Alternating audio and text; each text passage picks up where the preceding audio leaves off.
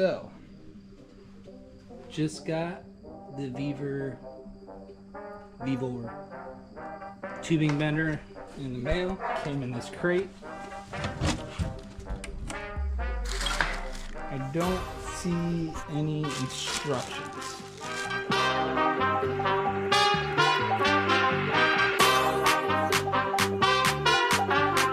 And this thing goes on the bottom.